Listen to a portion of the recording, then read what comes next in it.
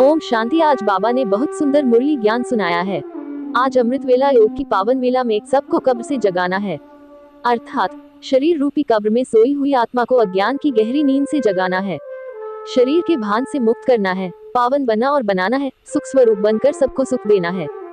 शिव बाबा ने कहा, अभी कयामत का समय है, सबको कब्र से जगाना है।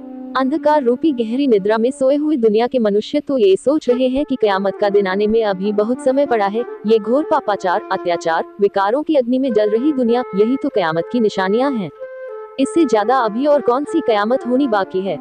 ये सब चिंतन करते करते मैं अपने ब्राह्मण जीवन के बारे में सोचती हूँ, कितनी पद्मा पदम सौभाग्यशाली हूँ मैं, आत्मा जो घोर कलयुगी कयामत के समय मेरे अल्लाह, मेरे भगवान शिव बाबा ने आकर इस शरीर रूपी कब्र में सोई हुई मुझ आत्मा को जगाकर अज्ञान अंधकार से निकाल लिया। ज्ञान के प्रकाश द्वारा मुझे मेरे सत्य स्वरूप से परिचित करा दिया। मेरा अनादि ज्योति बिंदु स्वरूप ही मेरा सत्य स्वरूप है। आत्मस्मृति दिलाकर मेरे 63 जन्मों के देह अभिमान के अज्ञान को मिटा दिया। अब मैं ये जान गई हूँ कि मेरा सत्य स्वरूप अति सुंदर, संपूर्ण पावन स्वरूप है। तो अब मुझे पावन बनने और बनाने का ही पुरुषार्थ करना है। मैं अपने अनादि ज्योति बिंदु परम पवित्र स्वरूप में स्थित होती हूँ। भरी कुटी के मध्य विराजमान मैं एक परम पवित्र ज्योति बिंदु आत्मा हूँ। पवित्रता की किरणों को चारों ओर फैलाते हुए मैं अति सूक्ष्म ज्योति बिंदु आत्मा साकार देह को छोड़ पहुँच जाती हूँ अपनी निराकार दुनिया परमधाम में। अब मैं ब्रह्मलोक में हूँ। पवित्रता के सागर मेरे प्राणेश्वर ज्योति बिंदु शिव बाबा मेरे सम्मुख हैं। उनसे निकल रही पवित्रता की किरणें मुझ में समा रही हैं। मेरा पवित्रता का प्रकाश बढ़ता जा रहा है, निरंतर उनकी शक्तिशाली किरणें मुझ पर पड़ रही हैं। ऐसा लग रहा है जैसे पवित्रता का शुद्ध भोजन ग्रहण कर मैं तृप्त होती जा रही हूँ, पवित्रता के सागर में समाती जा रही हूँ।